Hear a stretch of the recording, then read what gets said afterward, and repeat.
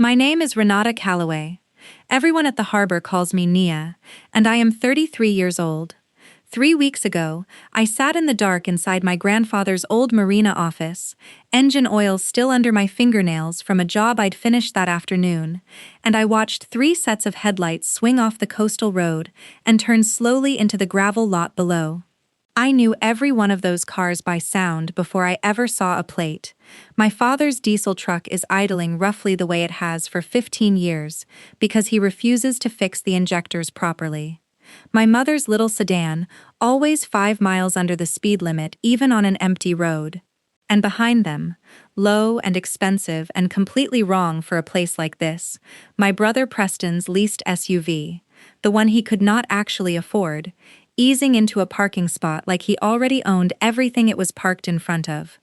I did not turn on a single light. I sat very still at my grandfather's old desk with a folder in front of me that I had been building for almost 2 months, and I let them come.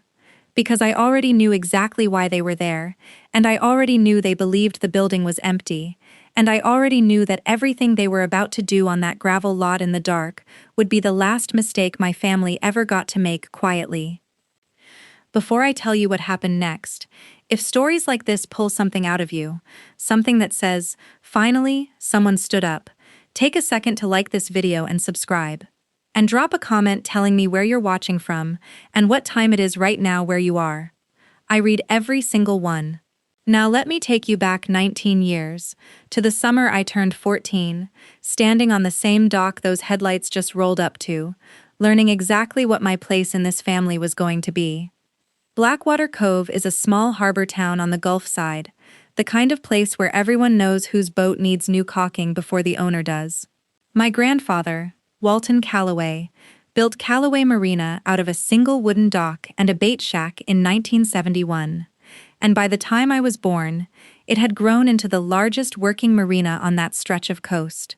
40 slips, a fuel dock, a repair yard, and a name that meant something to every shrimper and charter captain within 60 miles.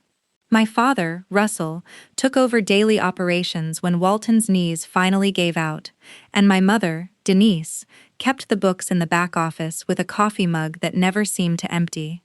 My older brother Preston was 3 years ahead of me, and from the moment he could hold a wrench without dropping it, he was the future of that marina.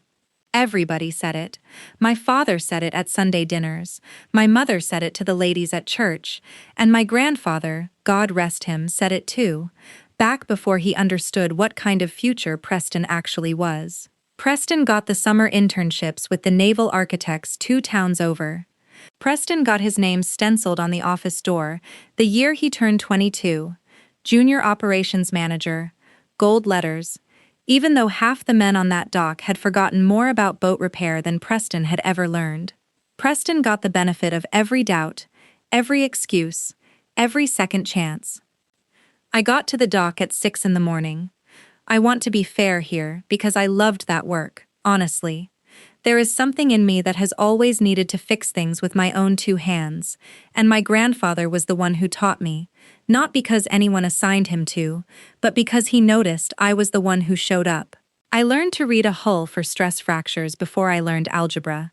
I learned how to rewire a bilge pump in the dark with a headlamp and a multimeter because a shrimp boat captain needed to be back out on the water by 4 a.m., and there was nobody else free to do it. I was good. Genuinely good. Better with my hands by 17 than Preston was at 25, and everybody on that dock knew it. Everybody except the 3 people whose opinion was supposed to matter most. My father had a way of talking about the marina in front of me that always circled back to the same conclusion. This place is going to Preston someday, Nia, he'd say, usually right after I'd spent 4 hours elbow deep in a diesel engine that Preston couldn't have diagnosed with a manual open in front of him. It needs a man who can deal with vendors and bankers, he'd say, like dealing with vendors and bankers was some rare gift Preston had been born with, and I had somehow been born without. My mother never argued with him. Not once, not even the year I brought home a certification from the Marine Trade School that Preston never bothered finishing. The moment I really understood the shape of it came the summer I turned 14. There was a charter boat, a beautiful old 42-footer called the Delia Rose, and its transmission had gone out 2 days before the biggest fishing tournament of the season.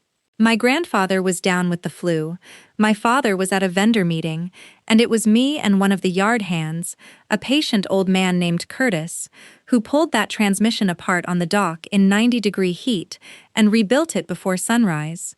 The Delia Rose won that tournament. There was a little write-up in the local paper about the Marina's excellent service, a photo of the boat crossing the finish line. My father framed that clipping and hung it in the office. Preston's name was in the caption because he happened to be standing on the dock when the photographer showed up. Mine was not mentioned once, and when I asked my father, quiet and confused, why my name wasn't in it, he told me I shouldn't need my name on things to know I'd done good work. I was 14 years old, and that was the first time I understood that being good at something in that family only mattered if it made Preston look good doing it. That night, sitting on the end of the dock with grease still on my forearms and the sound of the tournament fireworks going off somewhere down the coast, my grandfather found me. He'd dragged himself out of bed, fever and all, because Curtis had told him what happened. He didn't say much. He never did. He just sat down next to me on the weathered boards, looked out at the water for a long time, and said, "This marina runs on people who show up. Nia. Not people who get their name in the paper. Someday the difference is going to matter more than you think." I didn't understand what he meant then. I was 14. I thought he was just trying to make me feel better about a stolen headline. It would take almost 2 decades, a forged deed, and a very dark parking lot for me to understand that my grandfather had already started planning for exactly the night that just happened outside that office window, and that he had been planning it since the moment he watched his own son start rationing love the same way he'd once rationed dock space. The years after that night on the dock did not get easier. They just got quieter, because I stopped expecting anything different. That is the part people never understand about growing up the way I did. It is not one dramatic cruelty that breaks a child. It is 100 small ones, spaced out over years, each one small enough on its own that you can talk yourself out of being hurt by it, until one day, you look up and realize the pattern has a shape, and the shape is you, standing slightly outside the frame of every family photograph, while your brother stands in the center. Preston went off to a maritime business program 2 states over the year I turned 16, and my parents threw him a going-away party that filled our entire backyard. There were rented tables, a caterer, 40 people from the harbor community standing around with plates of shrimp and hush puppies, all of them raising toasts to Preston and the marina's future. My father gave a speech that night, standing on an upturned crate so everyone could see him, talking about legacy and the next generation, and how proud old Walton would be to see the business passing into capable hands. I stood near the cooler, handing out drinks because that was the job I'd been given for the evening, and I watched my father's face while he talked, genuinely lit up with pride, and I understood that in his mind, the next generation only had one name in it. That same year, I asked my father directly, at the kitchen table on a regular Tuesday, whether I could start learning the business side, the invoicing, the vendor contracts, the parts of running a marina that happened behind a desk instead of out on the dock. I was 16, I had the grades for it, and I had already proven for years that I could work harder than anyone else on that property. My father set down his fork, looked at me for a long moment, and said that the office side was going to be Preston's territory, that I had a gift for the mechanical work, and shouldn't spread myself thin trying to be something I wasn't built for.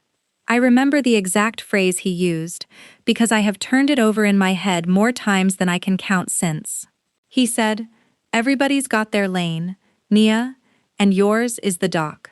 I nodded, cleared my plate, and went back outside, because that is what you do when you are 16, and the 2 people who are supposed to believe in you have just told you, calmly and without cruelty in their voice, exactly how small your future is allowed to be. My grandfather kept quietly disagreeing with all of it in his own way, though he rarely said so out loud in front of my parents.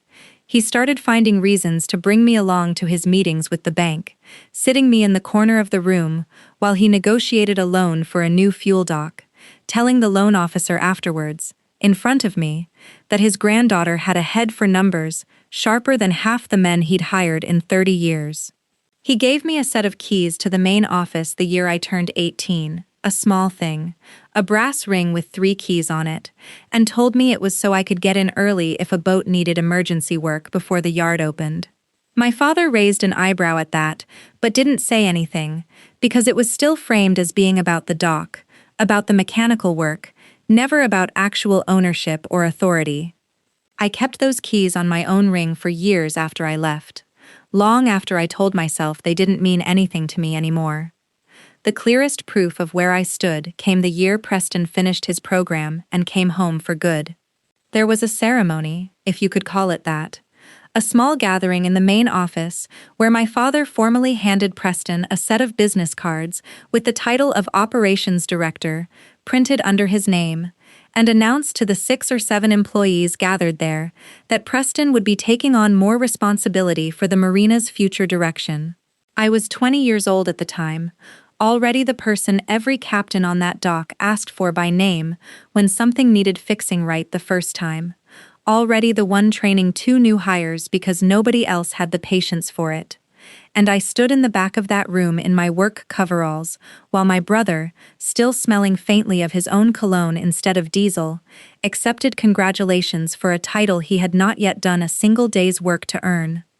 What made it worse, looking back, was that Preston was not cruel to me, the way my parents sometimes were by omission. He was worse in a different way. He was oblivious, entirely convinced that his position was simply the natural order of things, the way the tide comes in. He would ask me technical questions about engines he was supposed to be overseeing, take my answers, and repeat them almost word for word to vendors and clients, as though the knowledge had been his own the whole time. He never once, in all those years, thanked me for it, because in his mind, there was nothing to thank me for. I was at the dock. He was the future. That was simply how the marina worked, the way the water worked, the way the seasons turned, and questioning it would have felt to him like questioning gravity. My mother's role in all of this was quieter still, and in some ways it stung more, because she was the one who was supposed to notice things like that. She kept the books. She saw every hour I logged, every job I closed out, every dollar my labor brought into that business, and she never once suggested to my father that maybe the math on who deserved what did not add up the way they had decided it did years earlier. When I brought home that marine trade certification, the one that put me ahead of technicians twice my age, she looked at it, said, "That's wonderful, honey," and set it on the counter where it stayed for exactly 1 day before disappearing into a drawer. I found out later she had never even mentioned it to my father. It was not spite, I do not think. Not the way spite usually looks. It was simpler and sadder than that. In her mind, my accomplishments were just confirmation of a role already assigned, proof that I was excellent at being the doc, the same way she might have complimented a good tool for doing exactly what it was built to do. By the time I was 22, I had spent 8 years being the most reliable, most skilled, least acknowledged person at Callaway Marina, and I had started keeping a private list in my head, not out of bitterness exactly, more out of the same instinct that made me good at engines in the first place. I like to understand how a system works before I try to fix it. Every skipped promotion, every uncredited fix, every family photo where I stood at the edge instead of the center, I filed it away without fully realizing that I was building something, a record, a case, the same way my grandfather had once quietly started building his own record about the son and grandson he'd watched grow up on that dock. I did not yet know what either of us was preparing for. I only knew that something in that marina's math had never once, not a single time, included me as anything more than the labor that kept the whole operation afloat, while somebody else's name went up in gold letters on the door. The rupture came on a Thursday afternoon in late August, the summer I turned 23, and I remember the heat that day, more clearly than almost anything else in my life, thick and wet, and pressing down on the dock like a hand.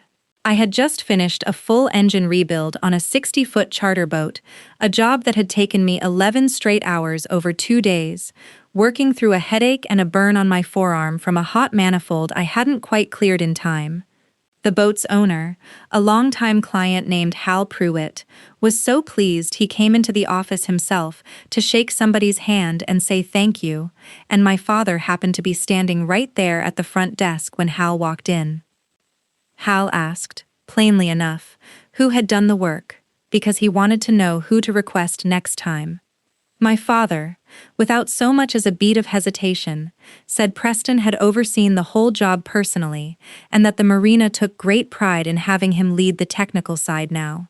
I was standing not 10 feet away, still in my coveralls, grease up to my elbows, closing out the parts invoice for that exact engine, and I heard every word of it. Preston was not even at the Marina that day.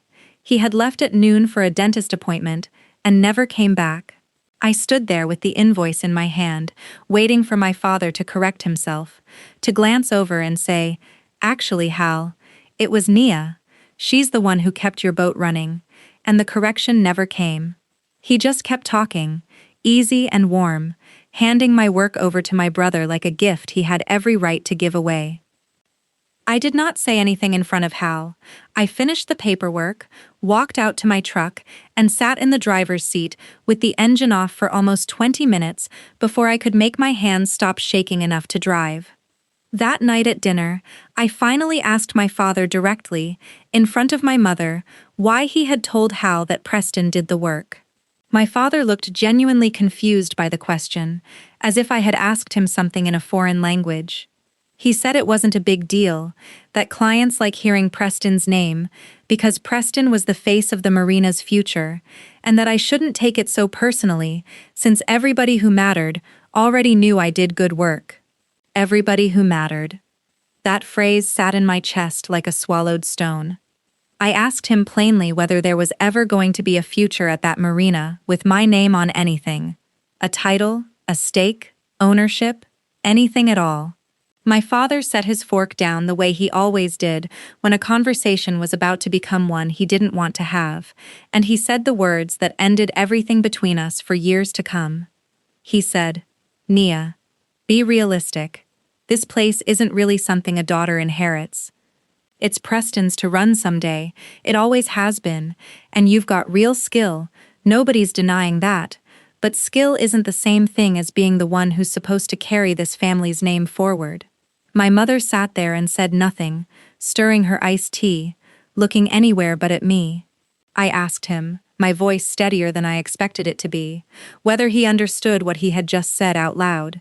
He told me I was being emotional, that this wasn't personal, it was just how things worked, the way land passes down, the way a name passes down, and that I should be grateful I had a trade at all, since not every girl gets handed a skill like mine for free. I did not cry at that table, though I wanted to. I have thought about that dinner more times than I can count in the years since, turning it over the way you turn over a piece of metal, looking for the hairline crack that explains why it finally gave. It wasn't the words themselves, not entirely. It was the calm with which he said them, the total absence of doubt in his voice, as if he had rehearsed that exact sentence in his head 100 times over the years, and was almost relieved to finally get to say it out loud. This place isn't really something a daughter inherits. 9 years of 6 a.m. mornings, ruined manicures I never had in the first place, a body full of small scars from hot engines and stripped bolts, and it all came down to one sentence delivered between bites of pot roast, as flat and final as a closed hatch. I left the table, went up to my room, and packed exactly what would fit in 2 duffel bags. I did not plan to leave that very night, not really, not consciously, but my hands seemed to already know what my head hadn't caught up to yet. I had $1,100 saved from years of tips and overtime, a truck I'd bought myself with money the Marina had technically paid me, but never once acknowledged as a wage worth respecting, and a marine trade certification that meant something in exactly 0 places I'd ever tried to use it inside my own family. My grandfather was not home that night, off visiting an old Navy friend 2 counties over, and I remember standing in the driveway before I left, wishing more than anything that he was there. Because some part of me already knew that if I waited to say goodbye to him, I would talk myself out of leaving at all. I left a note for my mother on the kitchen counter. Short, because I did not trust myself to write more without it turning into something I would regret. I wrote that I loved them, that I needed to build something of my own, where being good at what I did was allowed to matter, and that I would call when I had somewhere steady to call from. I did not hear back for 6 months. Preston texted me exactly once that whole first year, a single line that read, "Hope you're doing okay out there," sent on my birthday, 3 days late, with no punctuation, and no follow-up when I didn't respond right away. My father never called at all. My mother called twice, both times to ask, gently and without any real weight behind it, whether I was coming home for the holidays, never once asking what my life actually looked like out there, never once asking if I was safe or scared or struggling, which I absolutely was, all three, more often than I let myself admit even to myself. My grandfather found out I had left 3 days after I did, and Curtis told me years later that Walton had gone down to the dock that morning, stood at the edge where I used to work, and did not say a single word to anyone for the rest of the day. He called my cell phone that night, and it was the first time in my life I had ever heard real anger in his voice, not directed at me, but at the whole shape of what had happened. He asked me where I was, and when I told him, quiet and exhausted in a motel room 3 hours inland, he did not try to talk me into coming back. He just said, "You did the right thing leaving, Nia, and I am ashamed it took this long for somebody in this family to finally push you into it." Then he told me something I did not fully understand until years later, sitting in the dark of that same Marina office watching headlights swing into the lot. He said, "Don't you worry about what gets left behind here. You just go build something that's entirely, completely yours, something nobody can hand away to somebody else in front of you at a dinner table. I promise you, whatever happens to this place, it is going to end up exactly where it belongs." The first year on my own was the hardest thing I have ever survived. And I say that as someone who has since rebuilt marine engines in a hurricane's aftermath, with the power out and the deadline breathing down my neck. I settled 200 miles up the coast in a town called Marsh Landing, chosen mostly because it was far enough from Blackwater Cove that I would not run into anyone who knew my father's name, and close enough to the water that the only trade I had ever learned still meant something there. For the first 4 months, I slept in the cab of my truck, more nights than I want to admit, parked behind a laundromat that let me use their outlet to charge my phone if I bought a soda from their vending machine every couple of days so the owner wouldn't ask questions. I showered at a public gym I paid $9 a month to belong to, and I ate whatever was cheapest and kept, usually crackers and canned tuna, sometimes just crackers. I started the way most people start with nothing, by fixing whatever anyone would pay me to fix. My first client was an old woman named Pearl, who owned a single crab boat that had been sitting dead in her slip for 3 weeks because every mechanic in Marsh Landing wanted more money than the job was worth to bother with a boat that old. I took it apart in an afternoon, found a corroded fuel line nobody else had thought to check, and had her back out on the water by the next morning for $60 and a home-cooked dinner she insisted on feeding me afterwards. Pearl told 2 of her friends. Her friends told the harbor master.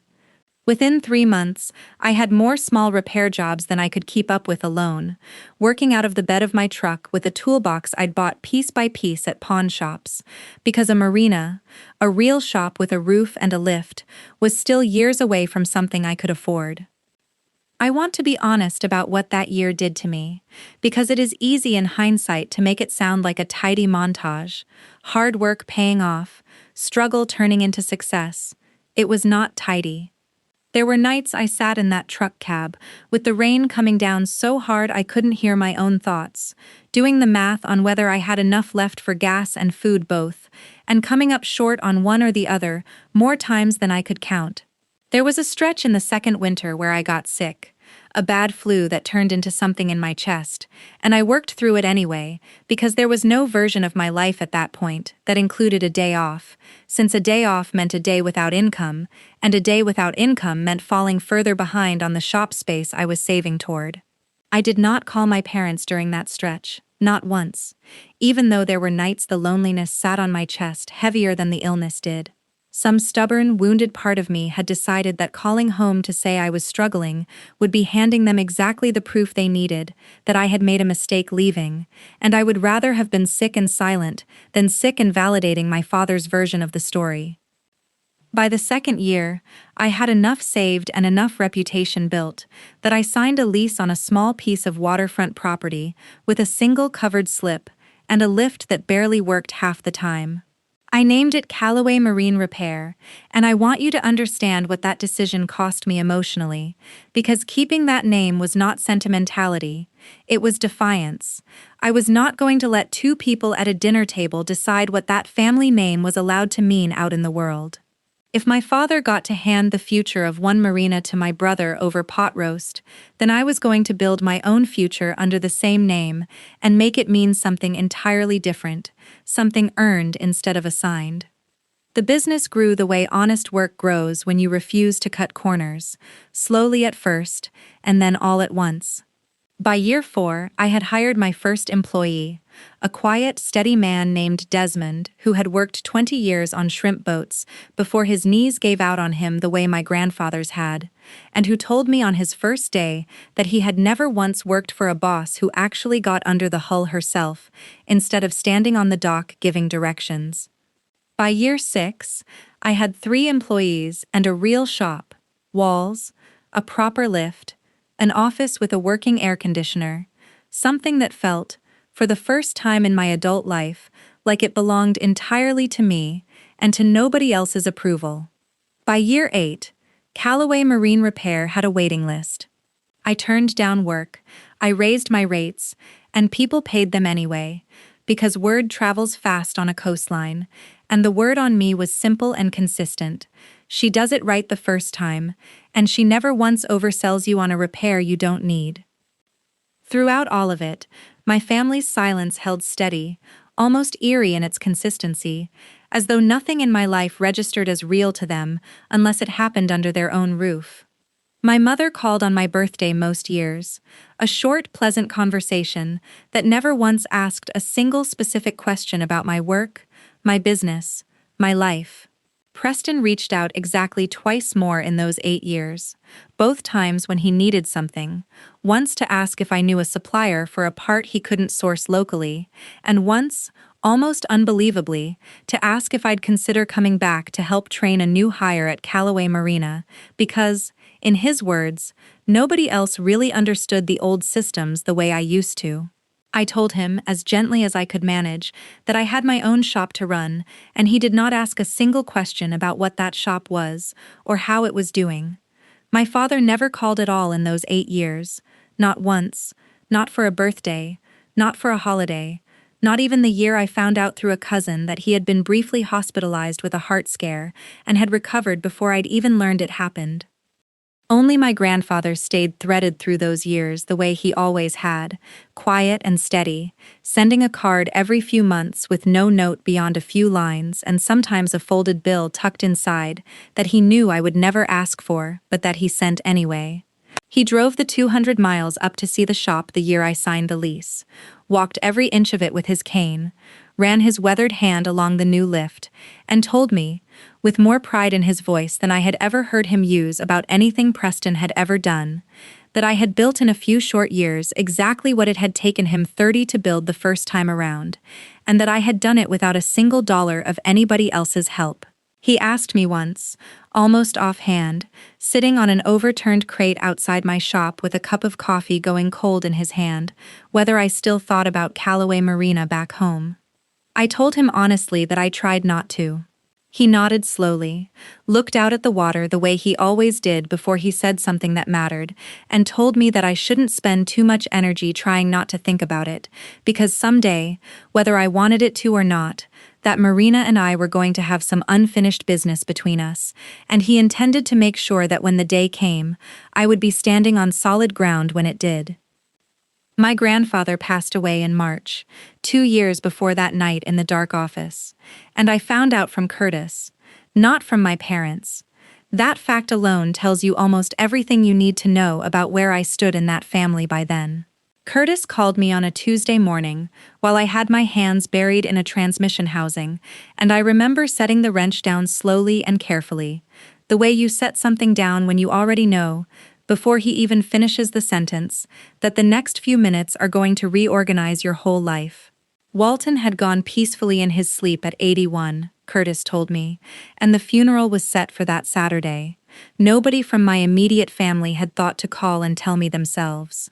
My mother, when I reached her that afternoon, sounded surprised I already knew, and mentioned, almost as an afterthought, that she had assumed Curtis or somebody at the Marina would handle telling me, as though I were a former employee who needed to be notified rather than a granddaughter who deserved to hear it from her own mother's mouth. I drove the 200 miles back to Blackwater Cove for that funeral, with a knot in my chest that had nothing to do with directions and everything to do with dread, because I had not set foot in that town in almost 9 years, and I did not know what version of my family I was going to find waiting there. The service was small, exactly the way Walton would have wanted it. A handful of old harbor friends, Curtis and 2 other longtime yard hands, a scattering of neighbors, and my family standing near the front in dark clothes that looked, on my father and Preston at least, more like business attire than morning wear. My father shook my hand at the reception afterwards, actually shook my hand, like I was a distant cousin he was pleased to see, rather than a daughter he had not spoken to in the better part of a decade. Preston hugged me stiffly, smelling of the same cologne he'd worn since he was 20, and asked, within the first 2 minutes of seeing me for the first time in years, whether business was good, before immediately pivoting into a story about a new fuel dock expansion he was planning at the Marina, never once asking a single detail about my own shop, my own life, the years I had spent building something entirely apart from all of them. I noticed something that day I could not quite name at the time, a kind of brittle tension underneath my father's polite handshake and Preston's easy chatter, the sense that something in the family's finances or the Marina's health was not sitting as comfortably as they were pretending it was. I chalked it up to grief and did not press. What I did notice, clearly, was that neither of my parents nor my brother asked me a single question about how I had spent the past 9 years. I stood in that reception hall listening to Preston describe his expansion plans in detail, while Curtis, standing a few feet away, caught my eye and gave me a small, tired shake of his head that told me more than any conversation could have. 3 weeks after the funeral, I received a call from a woman named Marisol Owens, an estate attorney out of the county seat, asking if I could come in to discuss a matter regarding my grandfather's will. I assumed, walking into her office, that it would be some small keepsake, a set of his old tools perhaps, or a modest inheritance split evenly among the grandchildren the way these things usually go. Marisol had a thick folder in front of her, and she opened it with the kind of careful, deliberate calm I would come to recognize later as the professional bearing of someone who has watched a lot of families come apart over exactly this kind of paperwork. She told me that my grandfather had come to her 11 years earlier, quietly, without telling anyone in the family, and had restructured the ownership of Callaway Marina entirely. The Marina, its physical property, the business itself, and a substantial reserve account he had been building separately for years, had all been placed into an irrevocable trust with a single named beneficiary. Me. Not Preston, not my father, me, entirely and exclusively. I sat in that office and felt the floor tilt slightly beneath me, the way it does when a fact lands too large for your body to process it all at once. Marisol slid a copy of the trust document across the desk, and I read the language twice before it fully settled in, granting sole beneficial ownership of Callaway Marina and all associated assets to Renata Callaway, my legal name, in recognition of years of unrecognized labor and demonstrated capability that this family has repeatedly failed to acknowledge. I asked Marisol, my voice not quite steady, why my grandfather had never told me while he was alive. She explained that he had left a letter along with the trust documents, sealed, addressed to me specifically, and she handed it over without another word. I did not open it in that office. I drove to the harbor in Blackwater Cove, parked at the far end of the public lot, and sat looking out at the water before I finally broke the seal. My grandfather's handwriting had gone shaky in his final years, but the voice underneath it was exactly his, plain and steady and completely without sentimentality he did not mean. He wrote that he had watched, for over a decade, the way Russell and Preston ran that marina further into debt with poor decisions dressed up as ambition, expansions financed on credit against equipment that was already falling apart, contracts signed without proper diligence, a business slowly bleeding out while everyone around it kept insisting it was thriving because the front office looked polished and the boats kept coming in. He wrote that he had tried, quietly, for years, to steer his son toward more caution, and had been met each time with the same confidence that had once, briefly, fooled him too. And he wrote that the day he finally understood the marina could not survive another generation of that same blind faith was the same summer I had rebuilt the Delia Rose's transmission at 14 years old and had my name left off the newspaper clipping. Because that was the day he realized his family had two futures sitting right in front of them, one built on quiet excellence nobody bothered to credit, and one built on borrowed confidence that would eventually come due. The letter ended with a single line that I have read more times than I can count since. Sitting in my truck in that harbor parking lot with the engine off and the gulls calling somewhere out over the water. He wrote, "I could not fix what your father and I did to you all those years ago at that dinner table, Nia, but I could make certain that whatever happens to this place, it lands exactly where the real work always was. This marina was never really Preston's to inherit, it was always going to be yours. I just had to wait until the rest of them proved to me, beyond any doubt, that they would never see it on their own. I did not tell my family what my grandfather had done. I want to be honest about the reasoning, because it was not spite, at least not entirely. Marisol had advised me, gently and professionally, that the trust was fully executed and legally sound, that my father and Preston had no claim to contest it, and that unless I chose otherwise, there was no legal requirement for me to announce anything at all. I sat with that advice for a long time, driving home from Blackwater Cove that first week, and I decided that I wanted to see, honestly and without warning them, what my family would do with a marina they still believed belonged to them. I kept the trust documents locked in a safe deposit box, 2 towns from my shop, told Curtis alone, since he had earned that trust 100 times over across 2 decades. And I went back to my own life in Marsh Landing, my own business, my own quiet, hard-won peace, and I waited. It took less than a year for the cracks my grandfather had described in his letter to start showing themselves in ways even I, from 200 miles away, could not miss. Curtis called me that autumn, his voice careful, in a way I had learned to recognize meant something serious was coming. Preston had gone ahead with the fuel dock expansion he'd bragged about at the funeral reception, financed almost entirely on a business loan secured against the marina's existing equipment, and the project had run drastically over budget within 6 months, stalled halfway finished, with contractors owed money the marina did not have. Curtis told me the yard hands hadn't been paid on time twice that fall, that 2 of the longest tenured mechanics had quietly started looking for work elsewhere, and that my father, who had always run a tight ship in his own controlling way, had started looking older and more hollowed out every time Curtis saw him. The particular exhaustion of a man watching something slip through his fingers and not knowing how to stop it. I started paying closer attention after that call. Not obsessively, but the way you check on a wound you know is festering under a bandage you are not ready to remove yet. I drove down to Blackwater Cove twice that winter, under the pretense of visiting Curtis and checking on my grandfather's old grave, and both times I walked the public dock at a distance and saw enough to confirm what Curtis had described. Boats that used to line every slip were down by nearly a third.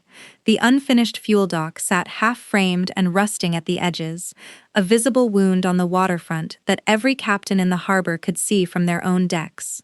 My brother's leased SUV, the same one that would eventually roll into that gravel lot the night this all came to a head, sat parked outside the office more often than not during what should have been peak working hours, and I heard from Curtis that Preston had taken to spending long stretches of the day on the phone with what Curtis assumed, correctly it turned out, were increasingly desperate calls to lenders. By the following spring, the financial trouble had a number attached to it, and Curtis found out that number, the way he found out most things, by overhearing my father on the phone in the back office, with the door not quite closed. The Marina owed just under $300,000 across the failed expansion loan and two smaller lines of credit Preston had opened without, as far as Curtis could tell, my father fully understanding the terms until the payments started coming due all at once. Marisol confirmed independently, through the trust's own financial oversight, that the business accounts I technically now owned had been drawn down to almost nothing.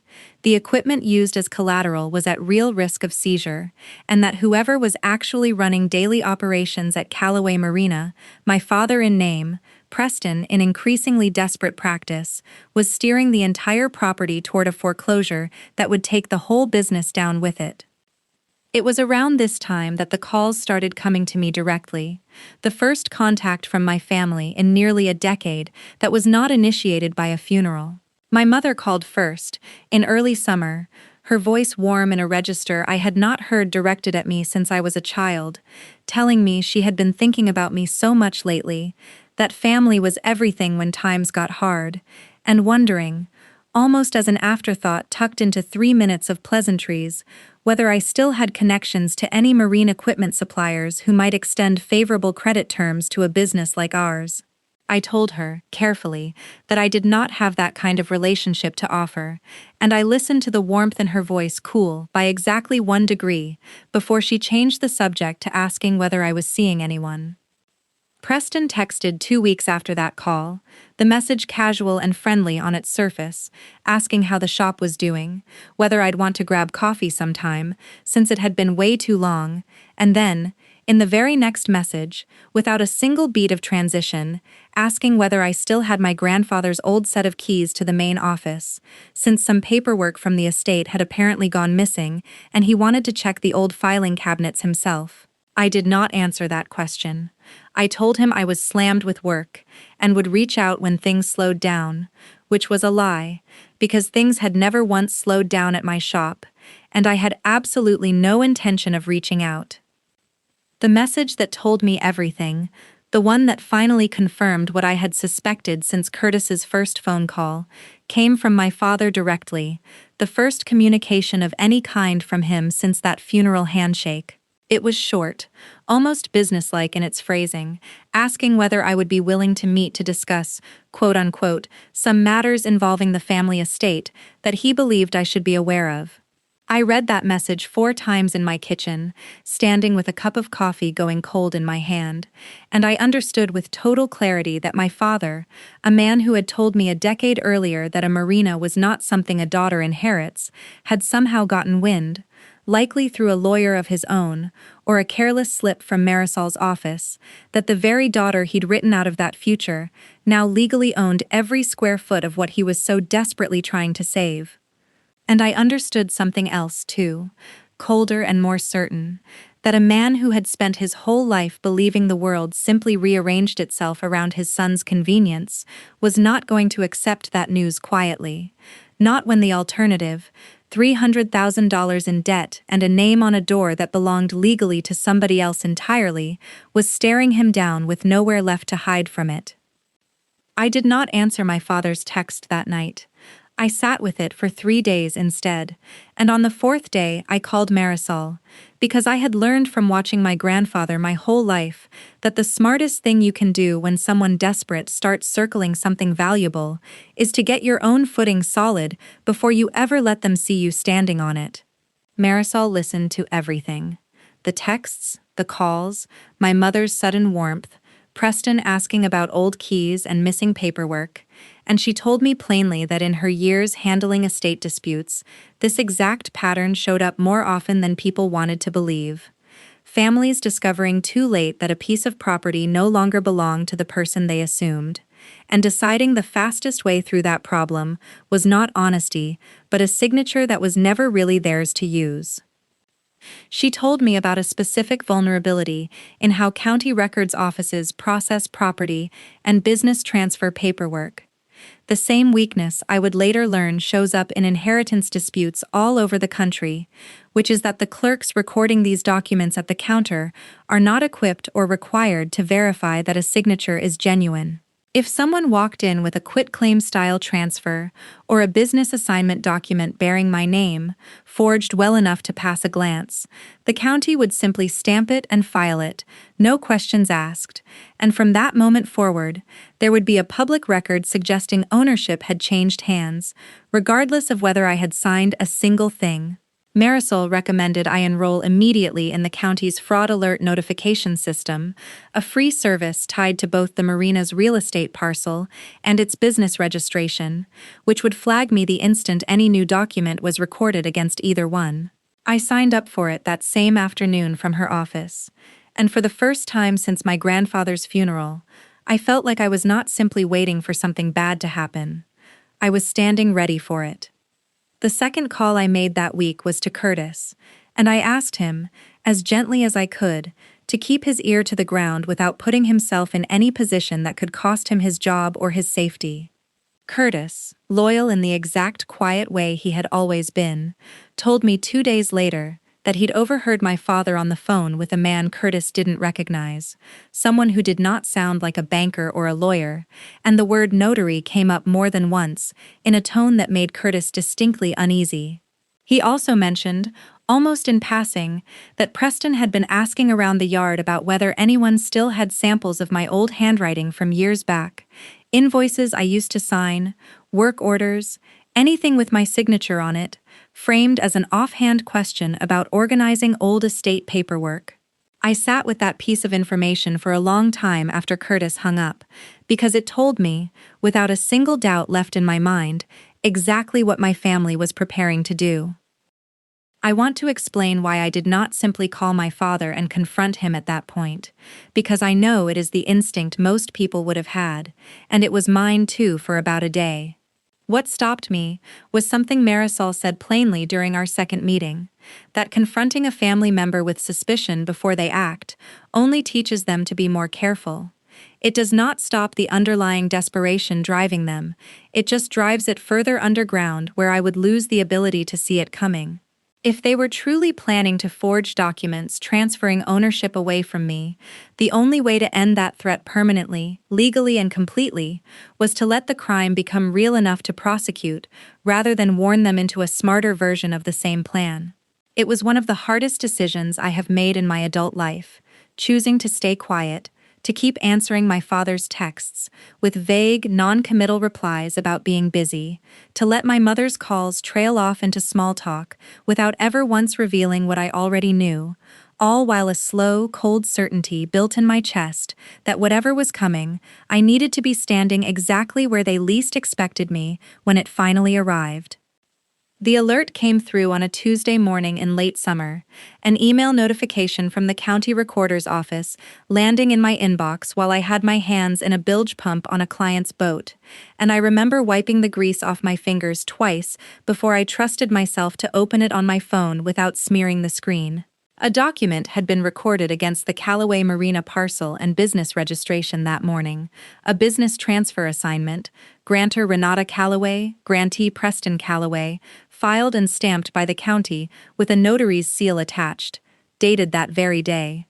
I stood in that boat's engine compartment for a long moment, engine oil drying on my forearms, and felt something settle inside me that was not rage, though rage would have been fair. It was closer to the same cold clarity my grandfather must have felt 11 years earlier sitting in Marisol's office deciding, quietly and without telling a soul, exactly how this family's math was finally going to be corrected. I drove straight to the county recorder's office that same afternoon and requested a certified copy of the filed document. And reading it in that small government office under fluorescent lights, I confirmed everything Curtis's overheard phone calls had warned me about.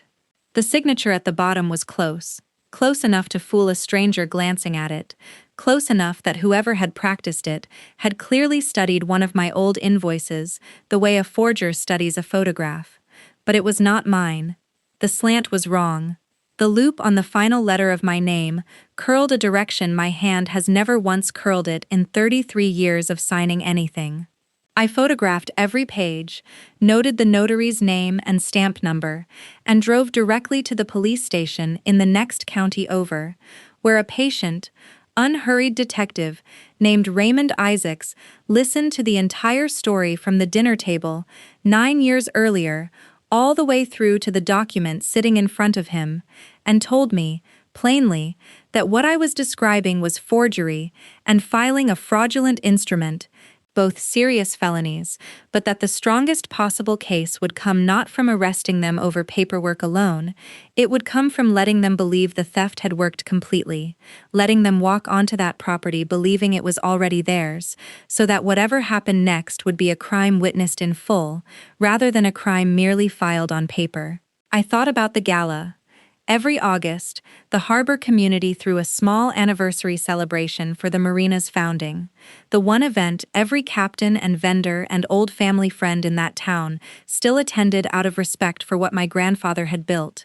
And I understood, sitting in that station with Detective Isaacs sliding a notepad across the desk toward me, that whatever my family was planning to do with their stolen paperwork, they were almost certainly planning to do it quietly, under cover of a night when they assumed the true owner of that marina would be 200 miles away, exactly as she had been for the better part of a decade.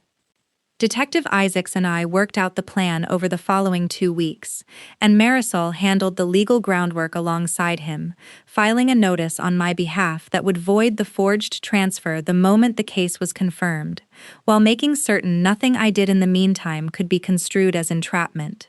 I declined every invitation my mother extended that August for the anniversary gala, telling her, gently and vaguely, that work had me slammed, and I probably wouldn't make it up that way this year. I could hear the relief in her voice when I said it, thin and quick, the relief of a woman who needed her daughter safely 200 miles away, while whatever was being planned went forward unwatched.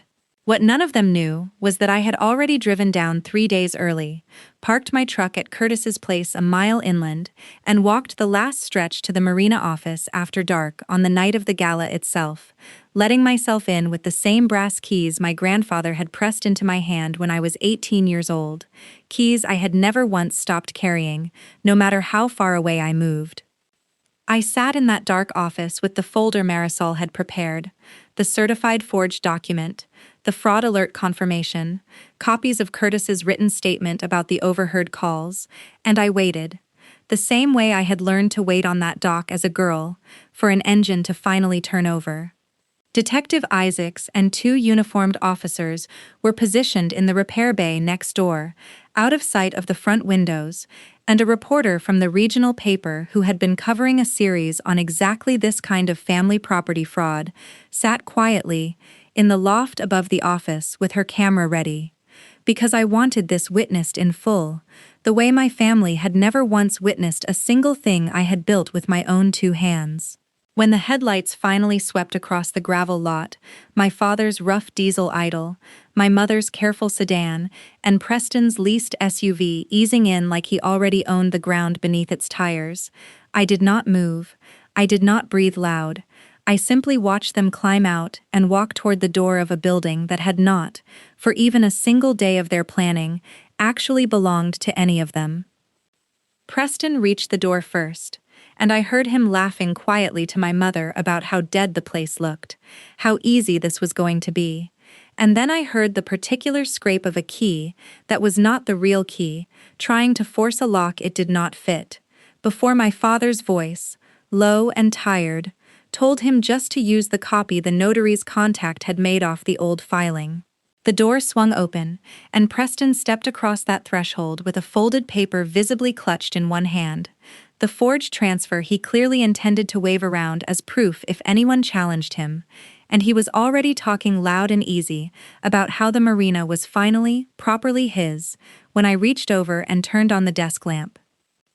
The light hit all three of them at once, frozen mid-step in a doorway that belonged to me and to no one else, and for one long second, nobody said a single word. Then Preston's eyes found me sitting behind our grandfather's old desk, and the confidence drained out of his face so fast it was almost cruel to watch. "What is this?" he said, his voice climbing. "What are you doing here?" And before I could answer, Detective Isaacs stepped out from the repair bay doorway, with his badge already raised, followed by the two officers, and the reporter's camera began clicking softly from the loft above. My mother's hand flew to her mouth. My father did not move at all, just stood there in the doorway with his shoulders sinking the way a man's shoulders sink when he finally understands there is no version of the story left where he comes out the reasonable one.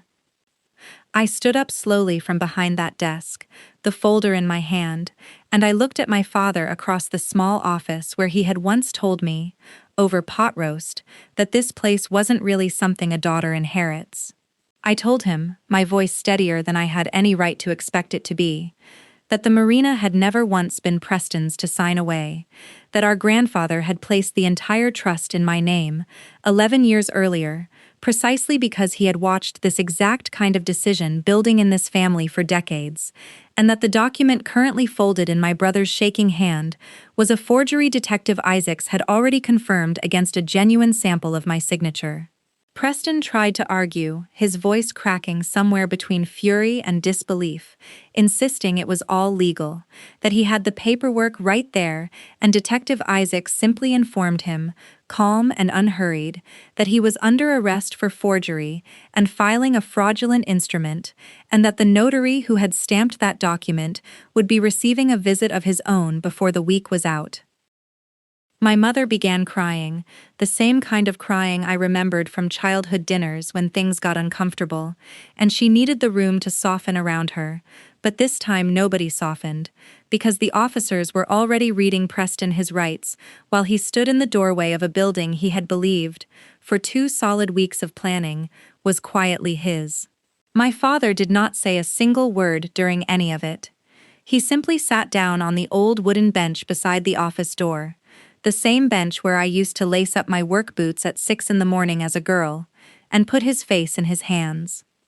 Preston's forgery charge moved through the courts over the following months exactly the way Marisol had predicted, a plea agreement rather than a trial, since the evidence, the forged signature, the notary's testimony once he realized how much trouble he was actually in, and the recorded fraud alert timeline left him no real room to fight it. He is a convicted felon now, his real estate license application denied before he ever filed one, and the $300,000 of debt he created is still sitting there waiting to be paid, except now it sits under his own name, instead of buried inside a marina he never legally owned to begin with. My mother was never charged, since there was no direct evidence tying her hands to the forgery itself, only her presence in that gravel lot, and her years of careful, useful warmth whenever the family needed something from me. My father, in the weeks after, wrote me a single letter, admitting plainly that he had known for years the Marina wasn't being run the way Walton would have wanted, and that some small cowardly part of him had always known, even before Marisol's call ever reached him, that he had raised one child to inherit everything and one child to build everything, and that he had never once had the courage to say out loud which of us had actually earned it.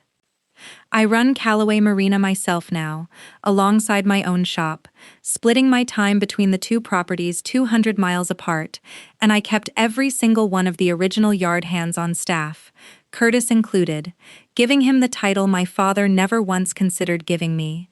I did not fill the office door with gold stenciled letters the way Preston once had.